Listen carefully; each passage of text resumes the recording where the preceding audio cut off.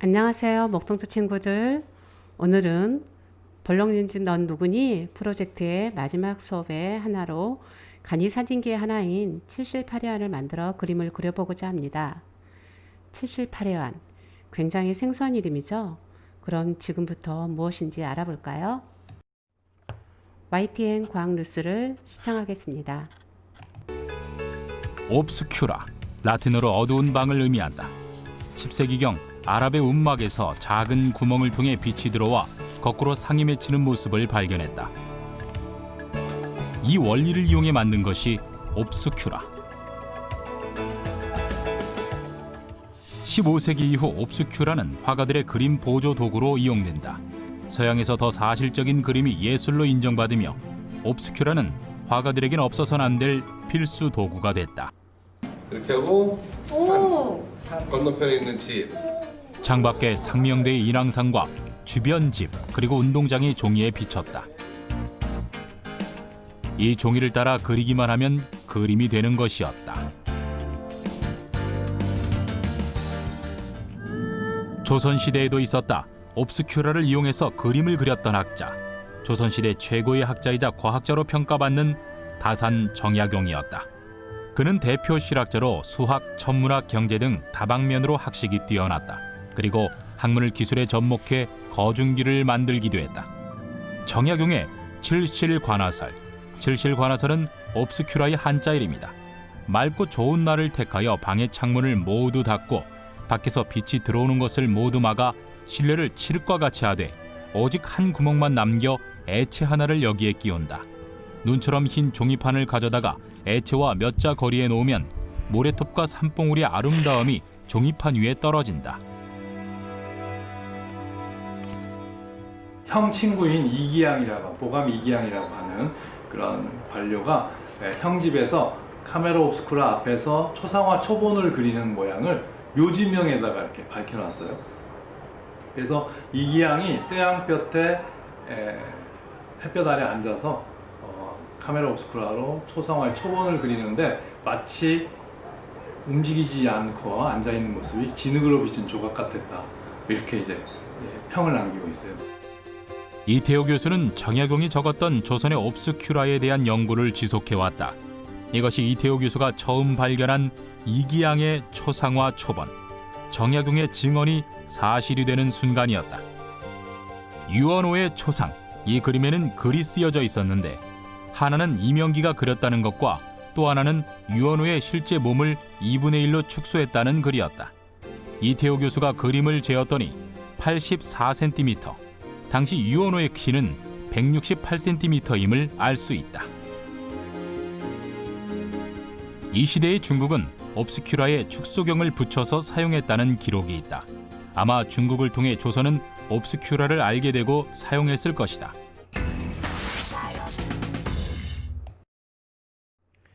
오늘의 미션을 살펴볼까요? 다산 정약용의 열당 전서에 형 친구인 보감 이기양의 초상화와 풍경화에 대한 기록이 나옵니다. 이 초상화는 칠실파레안을 이용한 것으로 카메라 옵스큐라의 한자 이름입니다. 다산 정약용은 칠실파레안을 통해 정교한 그림을 그렸다고 하는데 칠실파레안을 어떻게 만들었을까요? 그래서 오늘의 학습 문제는 칠실파레안을 만들어 맺힌 상을 그림으로 나타내어 보고자 합니다. 오늘의 활동 순서는 아래와 같이 4가지로 진행됩니다. 칠실파레안을 만들기 전 다양한 간이 사진기를 탐색해 보고자 합니다. 먼저 바늘구멍 사진기를 만들어 탐색해 보겠습니다. 실험 관찰 87쪽 간이 사진기 겉상자 전개들을 뜯어주세요. 오른쪽 그림처럼 겉상자 윗부분 동그라미를 떼지 않고 바늘로 구멍을 냅니다. 또는 송곳으로 뚫어도 됩니다. 겉상자를 접어서 완성합니다. 속상자를 만들어 보겠습니다. 실험관찰 89쪽 간이사진기 속상자 전개들을 뜯어주세요. 그리고 실험관찰 91쪽 그림 종이를 가로 5, 세로 5cm로 오립니다. 오른쪽 그림처럼 속상자 윗부분, 네모 부분을 떼어내고 기름 종이를 붙여 속상자를 접어 완성합니다. 만드는 과정을 동영상으로 보겠습니다.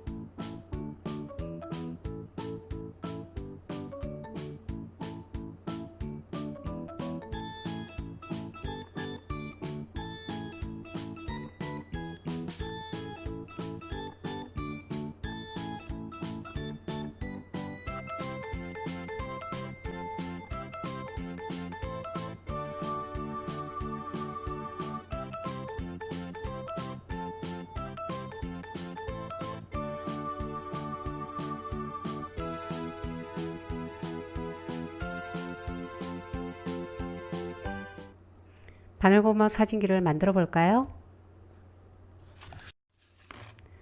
바늘구멍 사진기의 겉상자에 속상자를 그림처럼 끼워 초점을 맞춰 물체를 관찰합니다. 물체가 어떻게 보이나요?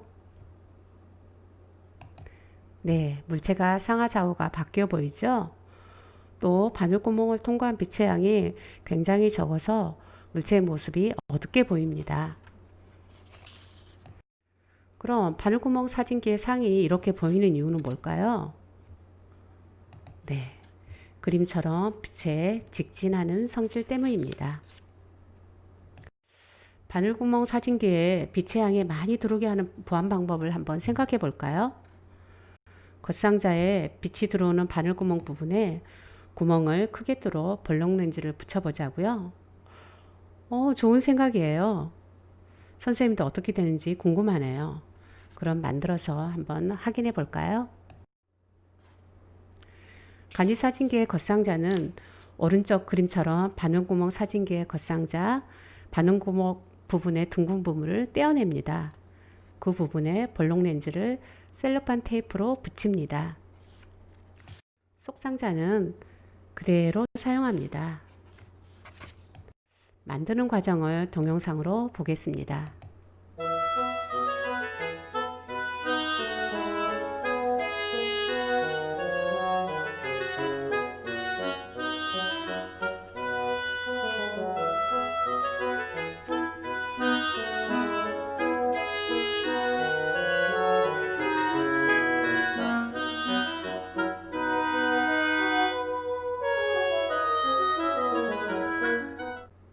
그럼 간이사진기를 만들어 보겠습니다. 만든 간이사진기로 물체를 한번 관찰해 보겠습니다. 관찰한 결과를 실험 관찰 51쪽에 기록해 주세요. 네, 기억은 니은으로 상하좌우가 바뀌어 보이네요. 집의 모습도 상하좌우가 바뀐 모습입니다. 간이사진기도 바늘구멍 사진기처럼 상하좌우가 바뀌어 보입니다.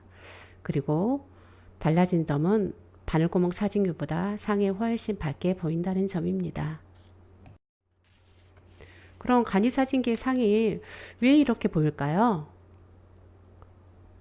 그 이유는 빛의 직진과 볼록 렌즈가 빛을 굴절시키기 때문입니다. 그러면 지금의 사진기처럼 실제 모습과 같이 보이게 하는 방법을 한번 생각해 볼까요? 네, 볼록 렌즈를 그대로 사용하고 상하를 바꿔보는 방법으로 거울을 한번 이용해 보자고요. 그 좋은 생각인데요. 그럼 다음 간이 사진기를 만들기 전 카메라 옵스큐라를 한번 알아보도록 하겠습니다. 초기의 카메라 옵스큐라를 살펴보겠습니다. 안막을 친 큰 방에 작은 구멍을 통해 들어오는 빛과 함께 바깥의 풍경이 벽 한쪽 면에 보이는 것을 보고 화가들이 그림을 그리는 장면입니다. 초기에 카메라 옵스큐라가 오른쪽 그림처럼 발전하여 안막을 친 큰 방이 아닌 카메라 바깥에서 그림을 그리고 있습니다. 우리나라에도 조선 후기에 7,8회안이 중국에서 들어와 다산 정약용이 초상화를 그렸다는 내용 아까 시청했었죠? 왼쪽 그림의 7,8회안을 한번 살펴볼까요? 네, 벌록 렌즈를 사용하고 속상자 안쪽에 비스듬하게 거울이 있습니다. 그리고 속상자 위가 뚫려져 있어 그 위에 유리판이 올려져 있고 그림을 그리고 있는 모습입니다. 그럼 간이 사진기와 7,8회안을 어떻게 다른가요? 한번 비교해 볼까요? 네, 같은 점은 벌록 렌즈와 상이 맺히는 부분에 기름 정의를 사용한다는 점이고, 다른 점은 속상자 위 뚫린 면에 유리판이 올려져 있고 안에는 거울이 있네요. 그럼 7,8회안을 설계해 보도록 하겠습니다. 등교한 날 선생님이 미리 배우한 오른쪽 학습지에 7,8회안을 설계해 볼까요? 간이 사진기를 그대로 이용하는 방법으로 설계하고 아크릴 거울의 위치와 투명 코팅지의 위치를 선정해서 그림과 글로 설명합니다. 그리고 빛의 어떤 성질을 이용하였는지도 한번 생각해서 적어보도록 합니다.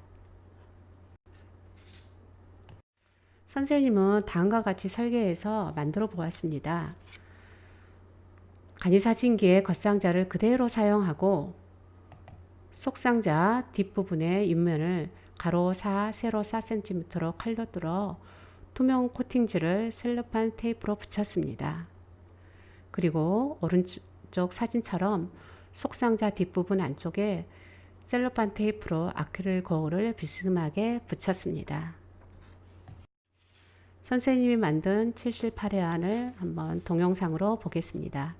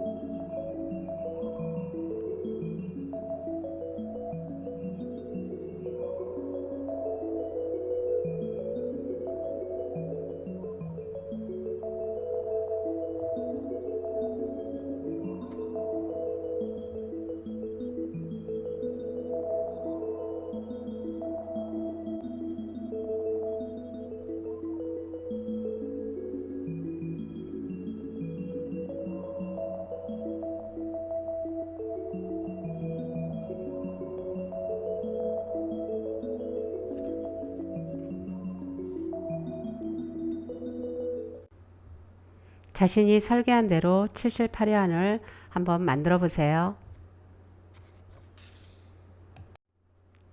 7,8회안을 만들어 보았나요? 그럼 자신이 만든 7,8회안을 패들렛에 올려주세요. 주소를 클릭하거나 QR코드로 들어가는 것 이젠 쉽게 할 수 있죠? 만든 7,8회안으로 물체를 관찰해 보겠습니다. 주변의 모습을 살펴보았나요? 7,8회안으로 본 화분의 모습입니다. 간이 사진기와 비교해서 어떻게 다른가요? 오른쪽 사진처럼 좌우만 바뀌어 보이네요. 간이 사진기와 다르게 거울을 보는 것처럼 보입니다. 7,8회안으로 보면 오른쪽 사진처럼 보이는 이유가 뭐 때문일까요? 네, 맞아요. 그 이유는 빛에 직진하는 성질, 벌록 렌즈로 빛을 굴절시켜서 기름종이의 상하좌우가 바뀐 모습을 거울이 반사시켜 실제 모습 그대로 보이기 때문입니다. 다산 정약용처럼 7실 8회원으로 본 물체나 풍경을 그려보겠습니다. 실험 관찰 91쪽 기름 종이를 오려서 속상자 투명 코팅지에 올리고 그대로 따라 그린 후 색칠도 한번 해봅니다. 오늘 수업 어땠나요? 바늘구멍 사진기, 간이 사진기, 7실 8회안을 만들어 탐색해보고 그림도 그려보았습니다. 오늘 수업에 대한 소감을 구글 학습지에 써서 제출해 주세요. 다음 차시는 우리 생활에서 이용되는 볼록 렌즈를 조사해 보도록 하겠습니다. 그럼 등교하는 날 만나겠습니다. 7실 8회안을 만들어 학생들이 패들렛에 올려진 내용과 댓글을 단 모습입니다. 수업 소감을 써서 구글 학습지에 제출한 내용입니다. 온라인 수업을 참관한 교사들의 종합 의견 내용입니다. 이상 마치겠습니다.